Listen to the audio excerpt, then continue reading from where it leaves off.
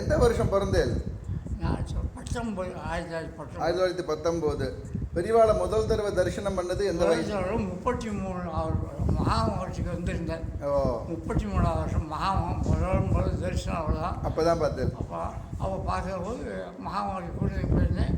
அப்போ சின்ன பையன் இருந்தாலும் கூட்டத்தில் முடிஞ்சிருச்சு. கிட்ட போயிட்டேன். சீசன் மற்றும் இப்போ பேசினாப்பில் பரிசுங்கிறது. அப்போ பரிசை எங்கள் ஊர் கிராமத்துக்கு வந்த கிராமத்தில் அவர் 5 நாள் இருந்தேன். அந்த பரிசையில் உள்ள தீபாவளிக்கு மறுநாள் சரி பரிசையில் உள்ளவர்கள் எத்தனை பேர் மறுநாள் கலெக்டர் எத்தனை பேர்களோ அத்தனை பேருக்கு புடவை வச்சுக்காங்க. அப்படியா சுவாமி தீபாவளிக்கு மறுநாள் எங்கள் ஊரில் விடுதியில் ஒரு செட்டியாக இருந்தது. அந்த விடுதியில் சாப்பாடு பண்ண சொல்லி அவளுக்கு உட்காந்து சாப்பாடு போட்டு சேரியில் இருக்கிறவர்களுக்கெல்லாம் ட்ரெஸ் கொடுத்து சாப்பாடு போட்டு எல்லாரும் சாப்பாடு போட்டு இந்த ட்ரெஸ்ஸை போட்டு எல்லாம் உழுது கும்பிட்டு எல்லாருக்கும் ஆசீர்வாதம் கூட வந்துருந்தோம். வரும்போது அந்த முதலாளிகிட்ட என்ன எழுதி காட்டேன். அவனுக்கு காது கேட்காது. நான் பதில் சொல்லிட்டு வந்தேன். அவன் ஏன்னா அவனை கேட்க நீ பதில் சொல்கிறேன் அப்படின்னு அதுக்கு காது அப்படியா அப்படின்னு 1 மணி நேரம் நான் பழக்கம் நடந்து போய் இங்கே எழுதி காட்டேன். நான் எங்கே இருக்கேன், என்ன இது கல்யாணம் ஆச்சு, குழந்தைய இருக்கேன், என்ன வேலை பார்க்க, அவன் என்ன பார்க்க, அவன் குடும்பம் அத்தனையும் கட்டுறது. எங்கள் ஊர் உள்ளேக்கு அந்த ஊர் எல்லைக்கு வந்த உடனே எங்கள் ஊர் பெரியவாடம் மேலே தான் கூட வரையச்சேன். வரையச்சு எங்கள் ஊருக்கு போனால் இந்த மாதிரி ஒரு ஹாலில் 6 மணிக்கு எங்கள் ஊருக்கு வந்து ஒரு ஹாலில் உட்காந்து ஊருக்காக 10 பேர் எல்லாம் வந்து எல்லாத்தையும் யோசிச்சு கட்டுனது. அப்புறம் எல்லாரையும் கேட்டுட்டு வந்து நான் சில நினைவுகள் வச்சுருக்கேன். நான் இந்த முன்குடிமை சேவை சீசன் கொடுக்க மாட்டேன். இந்த இறைஞ்சிவா படம் முடிச்சுன்னா சீசன் கொடுக்க மாட்டேன்.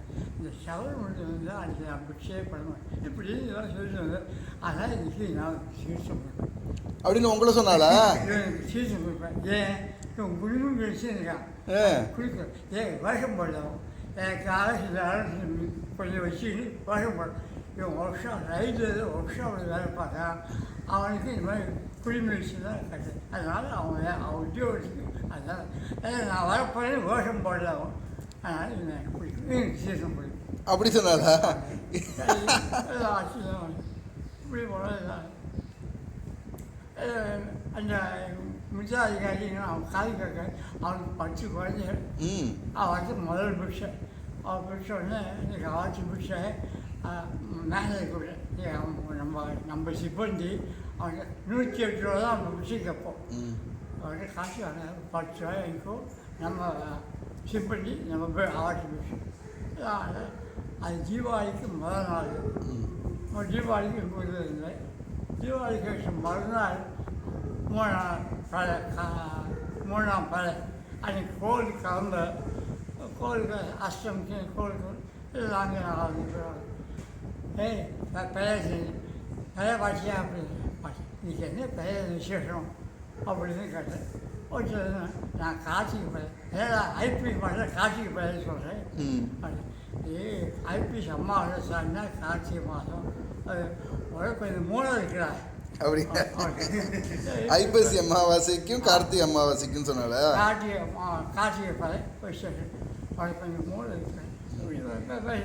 5-6 நாள் ஒரு 5-6 நாள் கழிச்சு எங்கள் மாமனார் ஒரு 4 மைல் அங்கே போகிறேன். வெளியோ எந்த ஊர்? பாளையம். பாளையம். பாளையூர் காரைக்கால் பக்கத்தில். பாளையம் சரி பாது வழியா அப்படிங்க வழி. அதே மாதிரி அந்த ஊர் முதலாளிக்காரி எங்கள் அண்ணா பெரியப்பாப்பிடு அவர் உடனே சுவாமிகள் வராங்க. தண்ணி நான் போயிட்டேன். அங்கே அந்த ஊருக்கு காரணம் அவர் மாதிரி மாண்டதில் அங்கே வர மாண்டதில் 5 மணிக்கு போய் ஆக்சிடென்ட்டுக்கு போயிருக்கேன். நான் கிருஷ்ணாவில் ராத்திரி 12 மணிக்கு 5 மணிக்கு 3 மணிக்கு 5:30 மணிக்காக பாலூர் போயிட்டேன். போய் குடிச்சிருந்துருக்கேன். ஊருக்கு வந்துட்டேன். இந்த கிள்ளூரி மாப்பிள்ளை வந்திருக்கானா? திருநெல்வேலி மாப்பிள்ளையா? கிள்ளுக்குடி மாப்பிள்ளை. ஓகே கிள்ளூரி எனக்கு கிள்ளூரி மாப்பிள்ளை வந்திருக்கானா? அவர் உடனே பார்க்க போயிருந்தேன். சாமி வந்திருக்கோம் வந்துருச்சா அப்படின்னால நீ வரையும் தெரியும் நீ வந்துருச்சான்னு அவன் காமினா ஒரு 5-6 நாள் இருக்கு. ஒரு 10 நாள் ஒரு கூடயே இருந்தேன். 10 நாள் கழிச்சு ஒரு கிளம்பி நான் ஊருக்கு போய் போயிருப்பேன் கிளம்பி அவர் இங்கே உட்காந்துட்டு ராத்திரி 8 மணி உட்காந்து நான் போய் நமக்கு போய் வண்டி பிள்ளை காலா குழந்தை அப்படின்னு சின்ன வயதில் முடிச்சு குழந்தைய காணும். எனக்கு அப்போ 32 வயசு. இங்கே காலா குழந்தை பழந்தாங்க காலா அம்மா 10 நாள் என்ன பார்த்தேன் எல்லாரும் வந்தாங்க.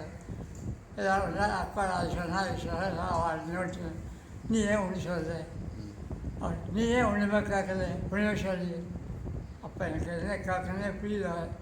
அது காட்டாது எனக்கு அப்போவும் ஒன்றும் இல்லை. கண்ணு மட்டும் ஜலம் வருது மறுபடியும் புரிஞ்சு நமஸ்காரம் காட்டு போயிட்டோம். எல்லாம் கஷ்டம் நீ பரமக்ஷேமாக இருப்ப போயிட்டோம் அப்படி போயிட்டு ஓகே 4 வருஷம் ஆகிடுச்சு. இது 52 54 காசியில் காஞ்சிபுரத்தில் ஒரு ஓரிக்கையில் இருக்கேன்.